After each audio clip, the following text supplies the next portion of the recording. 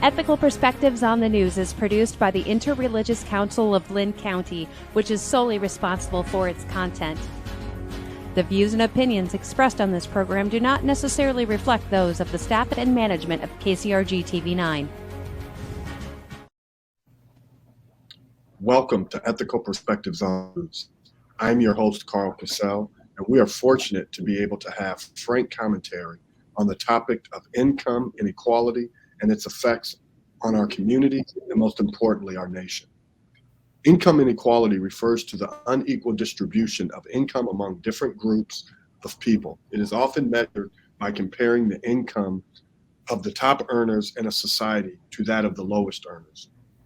Income inequality can have a range of negative social and economic effects, including social unrest, decreased economic growth, and decreased social mobility. Joining me today, we have Stefanie Munsterman, Executive Director of the Cedar Rapids Civil Rights Commission. Good morning. Good morning. And Sean Finn, Policy Analyst for Common Good Iowa. Good morning. Hello. And they will help us unpack this very real and unfortunate social issue. So I gave kind of a broad definition of income inequality. Do either one of you want to give another definition of income inequality? I think you hit it pretty well, Karl. I think part of it also includes having the same opportunity for moving up the economic ladder. Oftentimes resources are not distributed evenly across a population, and we know that the income gap between the rich and those who are not as well off has grown substantially for over 30 years. So I think otherwise that's a definition. Great. Sean, you want to add anything? I think you hit it perfectly about the basics of what income inequality is.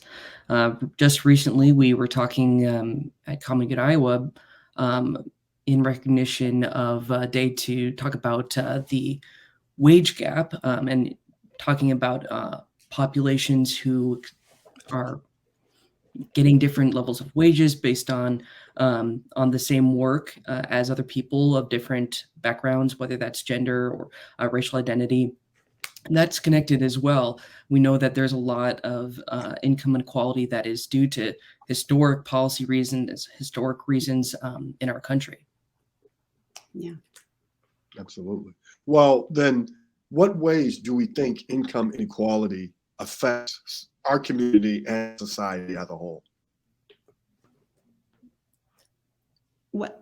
There's a lot of evidence out there showing that this inequality it's bad for everyone in a society. 7 out of 10 Americans believe that the economic system is unfair and generally favors powerful special interests through a study for Pew Research Center. When you have an unequal society, as you mentioned, social unrest could be one thing that happens. But then there's also those measurements of happiness and well-being, and those decline.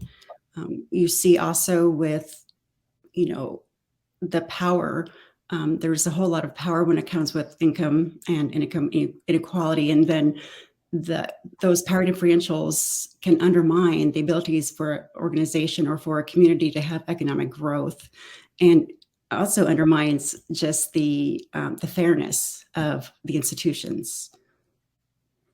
Absolutely, and I'd add on to that especially I think power comes to mind a lot for me when I think about income inequality in terms of who holds power in society. And again, as I mentioned just before about the historic reasons for income inequality, we can track that very closely to power as it's held throughout the decades. For example, if you look at the trend of worker power in the form of unions, union membership, and collective bargaining rights. Mm-hmm. As union membership increases in our country over time, the share of the income of money going towards the top 10% of earners in society goes down. And it's pretty remarkable how closely those two statistics track each other. We know that as workers build power and they have more power, income inequality decreases and a lot of good things happen economically. Not only are people in the lower economic area, with lower socioeconomic statuses lifted up and end up having better outcomes, but also there's just more fairness throughout society, and the overall economic boat gets lifted when we all are lifted up. Absolutely. Stefanie, you mentioned this effect over the last 30 years. What are some main causes of income inequality? Wow. That could be a book of itself. There's a few main causes, and I will touch probably just on a couple of them. But they include things such as structural racism, gender inequality, governmental policies, as Sean was mentioning, stagnating wages. We see an increase in productivity, but yet the wages don't match that for the average worker.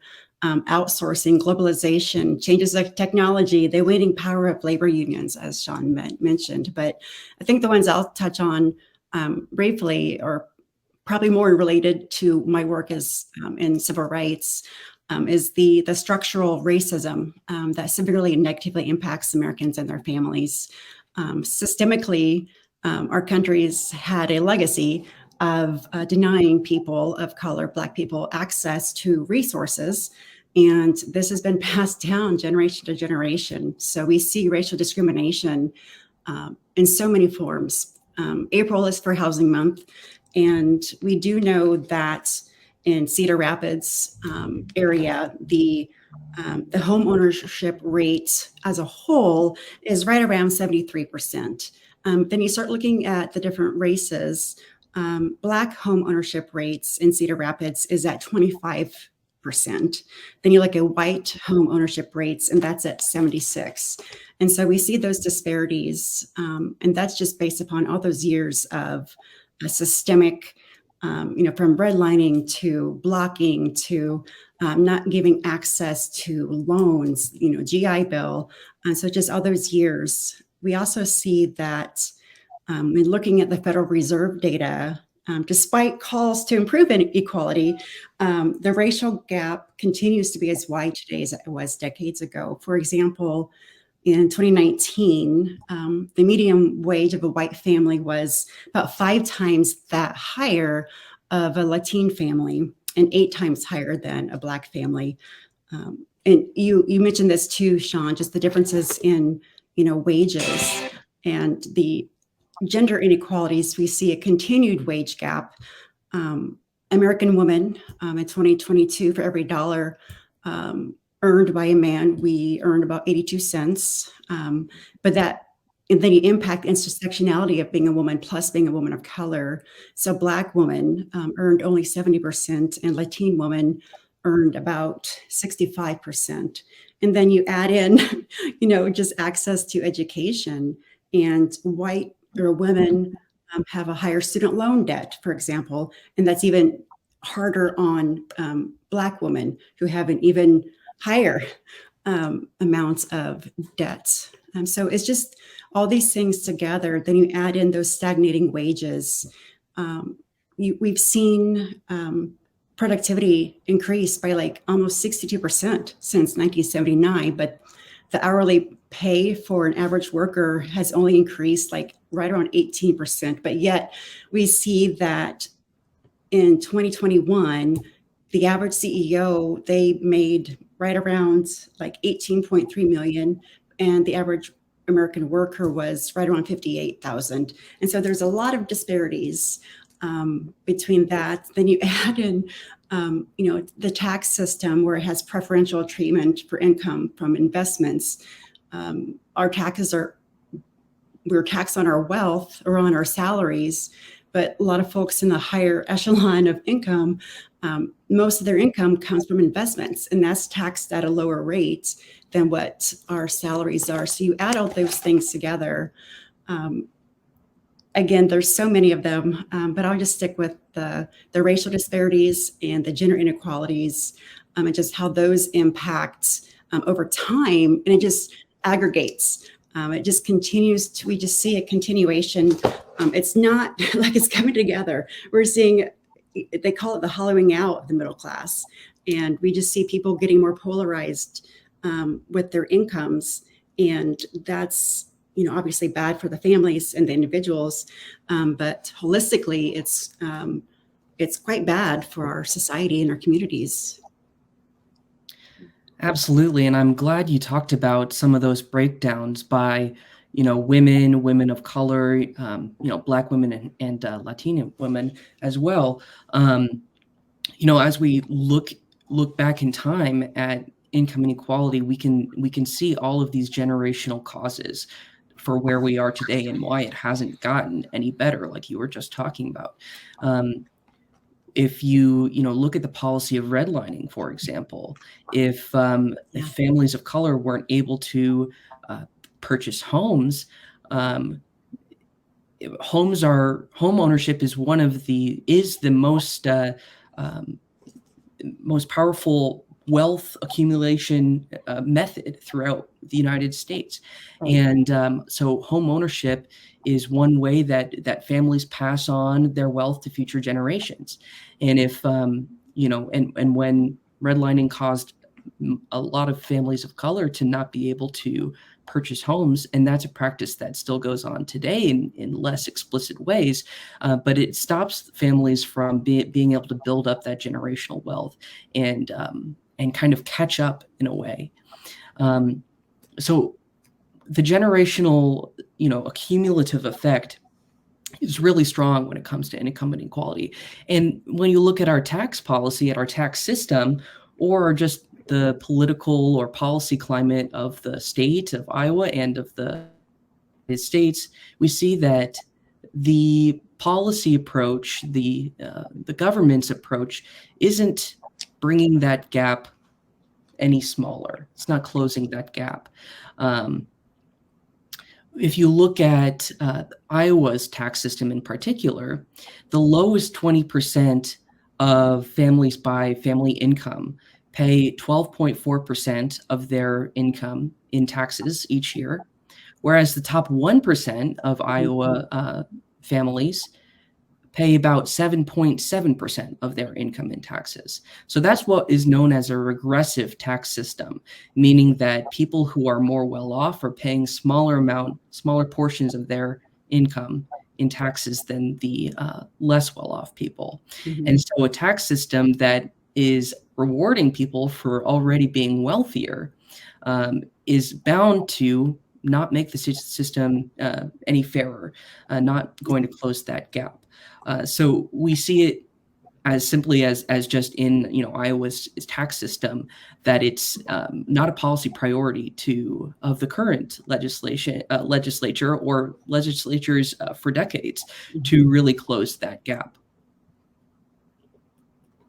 And you guys talked a lot about policies and some of the things that the government has done intentionally to hinder that upward mobility. So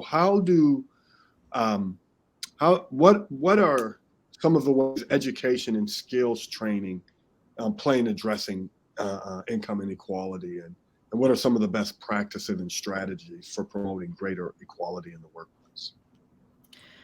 Well, education is absolutely extremely important for the future income earning ability of an individual. And so education is very important. And the state of Iowa has been slowly divesting from public education, which is a concerning trend. Over the last 10 years at least, and probably a little bit more than that, the state has been only incrementally increasing its funding for public schools in the state. And when you compare the amount that they've increased the budget for public schools to the dollars and you control for inflation, essentially, schools are losing out. Our budgets are going down over time. And the same is true and more extreme for higher education, public higher education in the state of Iowa. It's getting more and more expensive and makes it more unfeasible for young people to go out there and get a college degree and then potentially have a higher income earning ability. And skills building is also a fantastic opportunity for somebody to make a good living, a livable wage.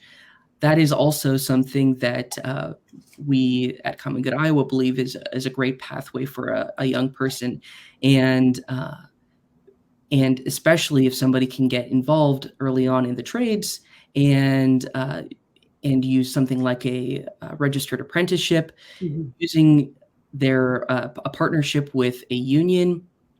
Those kind of earn while you learn models are really fantastic for young people and for earning a living wage.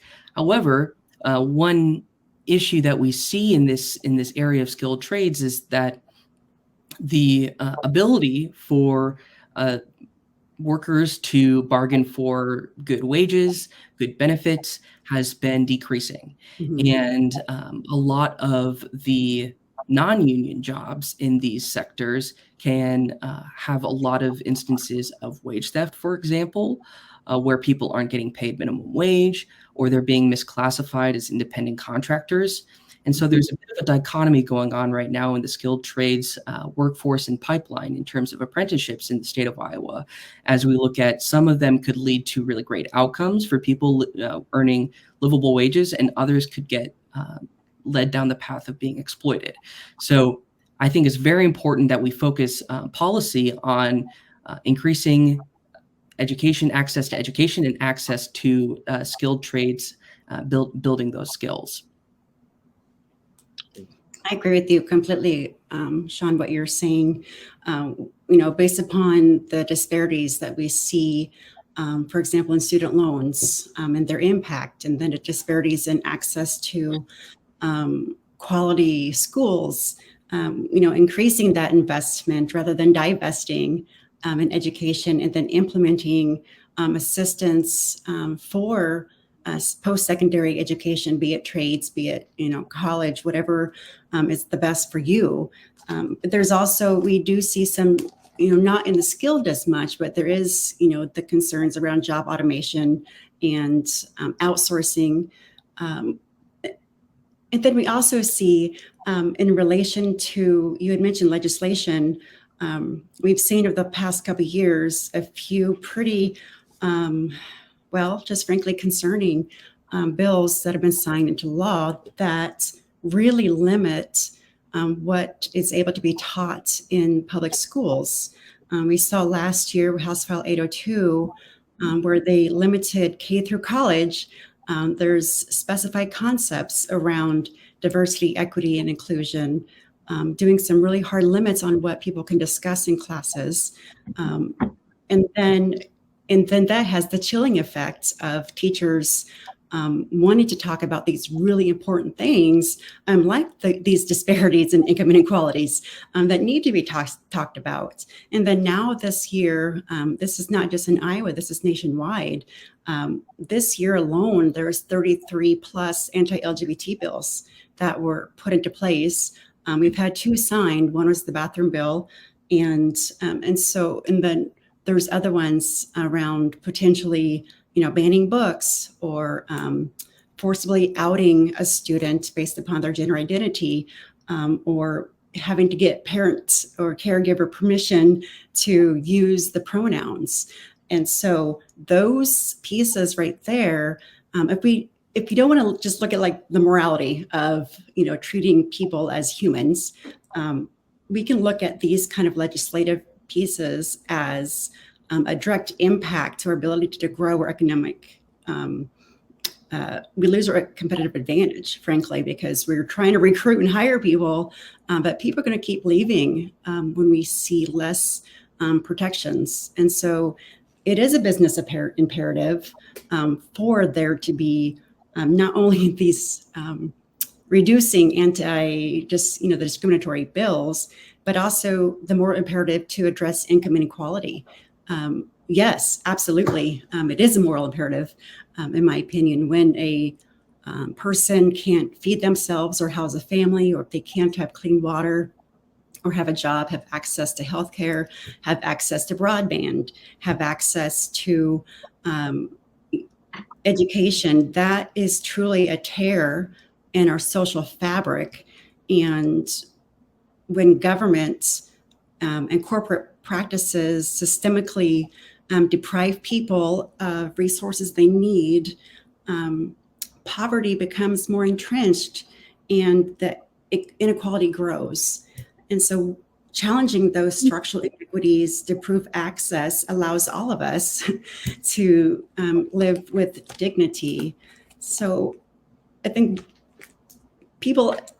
there's always this thing, you don't like people who are wealthy. It's not that. It's there's nothing wrong with economic growth. There's nothing wrong with being rich or well off or wealthy. But what is not okay is that despite rising prosperity, more people are poor, and that disparity between those who are doing quite well and those who are really suffering, that gap should not exist.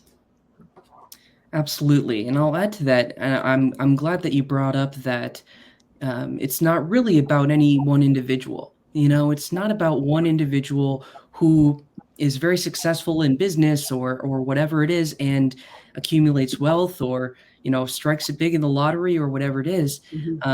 It's not about the individuals becoming wealthy. It's the fact that we have a system that enables people to accumulate such great amounts of wealth, and that funnels the money of our economy into the pockets of the most rich people. We see that not only in our tax system, but we see that in a variety of the policies at state and federal levels. Something that I heard just recently, I think resonated really strongly with me, is that it is actually very expensive to be poor. People who are low income face not only extra barriers to getting along, making a living, and having enough to get by, but they also have to pay extra fees to do that. Not only are they paying more of their income in taxes, as I said earlier, but oftentimes there are fees associated with making instant transfers if you need that. Even think about car insurance. Oftentimes you get a discount for paying 6 months in advance, and many people don't have that lump sum available. So there are a variety of ways in policy and just in the economic life in our society that really gives the leg up to people who already have money.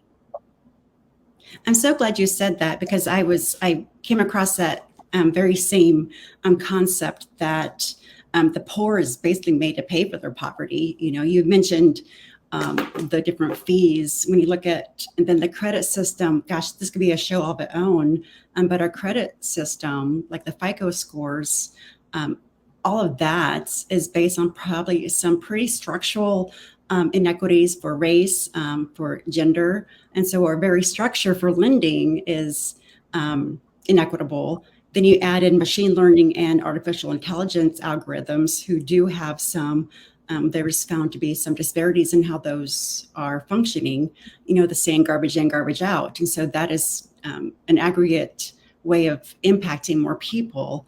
And then the overdraft fees. Oh my gosh. I read, I think it's a Center for Responsible Lending. They said about almost $12 million was paid by Americans for overdraft fees. And 9% of those account holders paid about 80% of that. And those people who are paying the highest percentage, they have an average of $350 or less in their checking account. So again, we're dinging people for being poor, why we are providing more aid for those who are already financially comfortable. We see, direct housing assistance versus homeowner subsidies. So there's direct housing assistance was around 53 billion in 2020, but it was 193 billion on things like mortgage interest deductions in that same year. And so we do see some substantial variation between between access to more resources based upon where you are on the income stratus. So one final question. We have a couple minutes left. What can individuals do to help promote greater income equality in their own lives and communities? And how can we all work together to create a more just and equitable society? Golly, that's It's a big one. It is. It is. I'll start just by saying that individuals can get involved in local and state politics. There's a lot that happens at the state and local levels, and a lot of people aren't tuned in to what's going on, especially at the state level. I think that there should be some conversations that individuals have with their representatives and senators. Anybody that you can talk to, in government and with your community about income inequality and some policy solutions to make that change. So let's start having conversations about our safety net program and making sure that we're not cutting people off of food assistance like like was just approved by the Iowa legislature just a couple days ago. Right. We are instead strengthening our safety net, that we're making our tax system fair, and not in a flat is fair way, but in a way that if people are making more money, they're actually paying in more money. Let's maybe talk about reparations. Let's talk about a guaranteed basic income. Let's start having these conversations within our communities and with our representatives and get the ball rolling, because if we don't start having these conversations, we're going to be too late, and then it just will never get out of this mess. We need to start closing the gap. I wish I could do like a standing ovation right now, because yes, I completely agree with everything you just said. It's rare for me to agree with everything somebody says, not that I'm contrarian. We know that income inequality is a systemic problem, and the systemic issues are substantial and they're complicated, and they require long-term ingenuity and deliberate focus on outcomes at a large scale. So like you said, I, as an individual, I can reach out to my legislators. If you're a business owner, you can examine your business model to see how it interacts with the system and see what you're doing, even though you don't mean to, but is what you're doing producing inequality? We talk a lot about corporate social responsibility, but if what you're doing as a company flies in the face of that work, there's some changes that need to be made. Thank you. And this was good, and I'm glad we had the opportunity to examine the causes and consequences of income disparities, such as the impact of globalization, technological change, and government policies on income distribution. I would strongly encourage each of you listening today to explore potential solutions, such as progressive taxation, wage policies, and social safety nets for starters. And if these don't work, then other potential viable solutions that can benefit us all. We want to thank Sean and Stefanie for joining us today in this thought-provoking discussion. Have a great day, everyone. Thank you. Thank you so much. Thank you.